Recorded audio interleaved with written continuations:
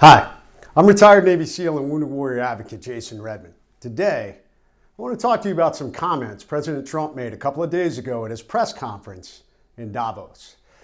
Now, President Trump made two statements about the potential traumatic brain injuries sustained by American service members in Iraq from the Iranian missile strike. First, he said, "I report it is not very serious." And then he clarified that with the statement that the injuries weren't very serious relative to other injuries I have seen. Well, instantly reporters and social media experts were outraged by the president's comments, and I, being both a Wounded Warrior advocate and an advocate for supporting and better understanding the invisible wounds of war, had countless people reach out to me about this incident. So I decided to record this video. And for all of you that instantly wanted to voice your outrage, my only question is, where have all of you been all these years while we've been losing an average of 8,000 veterans a year to suicide? I saw almost no outrage news articles about that. But instead of going political, I see this as an opportunity. First, to educate about the impacts and understanding of traumatic brain injuries. And second, about an opportunity for all of you out there to help make a difference. Now, first off, I don't agree with the president's statement that these are not serious injuries. But I absolutely understand where he was coming from when he clarified the statement by saying they were not very serious injuries compared to others I have seen. President Trump has visited many horrifically injured wounded warriors. I also have worked with many grievously wounded warriors, and I myself was severely injured in Iraq in 2007. I was shot 8 times by an enemy machine gun, including a round to the face. It led to 4 years of surgeries and an end to my operational career, and my injuries are nothing compared to some of the grievous wounds President Trump was referring to. And if I took almost any of you out there and introduced you to wounded warriors with multiple amputations like Travis Mills, Tyler Southern, Mary Degg, or wounded warriors with horrific scarring from massive burns like Sergeant First Class Mike Slits, you too would call these serious injuries.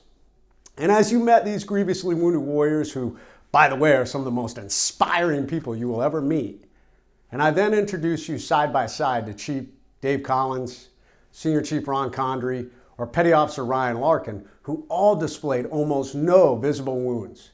And I told you that these guys are seriously wounded too. Human nature would say, we can't even compare one to another. And this is where President Trump came from, and you would say the same thing too. But what if I told you that the individuals with the wounds you could not see were just as grievous as the wounds you could? And the reason being that they may not have visible amputations or disfiguring scars, but instead they had amputations and disfiguring scars at a cellular neurological level. You see, when most people think of the invisible wounds of war, especially those who have never been to war, they think it's all psychological, meaning with enough counseling and support, we can fix it. But unfortunately, science is starting to show us while post-traumatic stress is part psychological, traumatic brain injuries are physiological. And the most insidious part about it, we cannot diagnose it. Let me tell you a little more about the 3 men I mentioned next to our severely wounded warriors. First one, Chief Dave Collins. He was a friend of mine. Fellow SEAL, we served together our entire careers. He actually was on the deployment that I was severely wounded on in 2007. He reached the end of his career and he retired.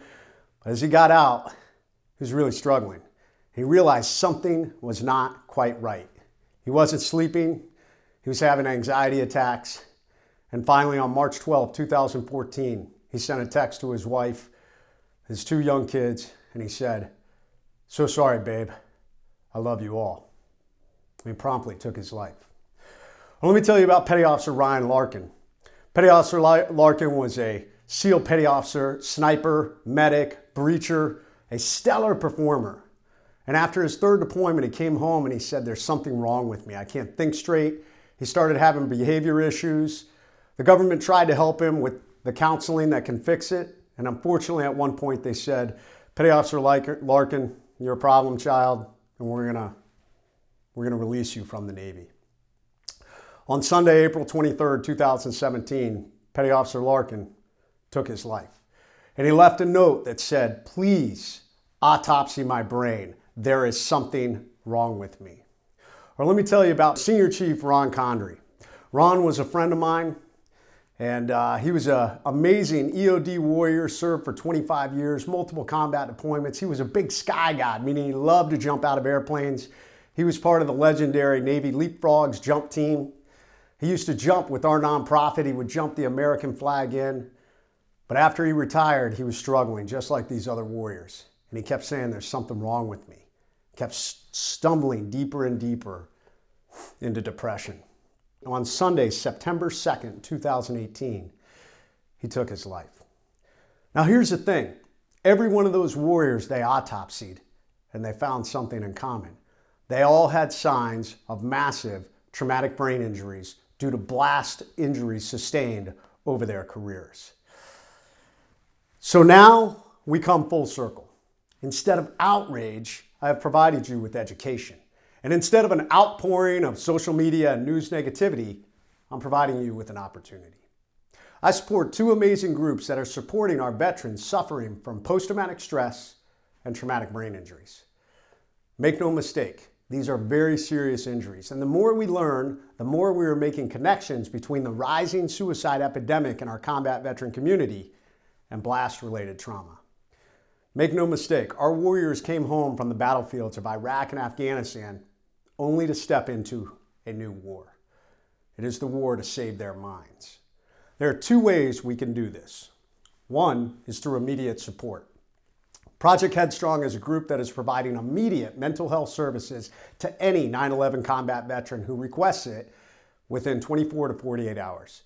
They're creating a network of skilled and willing psychologists and psychiatrists from across the country willing to help our combat wounded overcome the invisible wounds of war.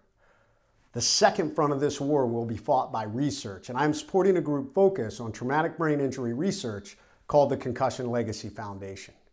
You may recognize the name because for years they have been studying the long-term impacts of traumatic brain injuries on our football players, many of whom have lost their lives only to discover post-mortem they suffered from chronic traumatic encephalopathy, or CTE as it is better known. A degenerative brain disease similar yet more aggressive than Alzheimer's and dementia. Concussion Legacy Foundation recently started a new program called Project Enlist, focused on traumatic brain injuries in the veteran community. And as the veteran community's suicide rate increases, we are finding more and more connections to blast-related CTE, just like my three teammates. And here's the real kicker. We can't diagnose it while individuals are still alive. There are no biomarkers, no tests to confirm it, and even if there were, there are no known current cures. So the only way to fight this is through research. And the only way we can research and understand is through funding for the research and to have combat veterans pledge their brains to the brain bank. I pledge my brain, and here's the good news. They don't collect early. They'll come get it when you're done. So if you are a combat veteran, look at it as the final way to give back to your veteran brothers. So President Trump, I don't agree with you that these are not serious injuries. These are potentially life-threatening injuries. Just ask the families of Dave Collins, Ryan Larkin, and Ron Condry. So for all of you who are so outraged by these statements, let's view this as an opportunity to learn and make a difference. To donate to Project Headstrong, please go to www.getheadstrong.org. And to donate for research or to pledge your brain, go to concussionfoundation.org programs/Project Enlist. Thank you for your time. Let's get out there and make a difference. In this time of division and outrage, why don't we come together instead and look for opportunities? Thank you for your time.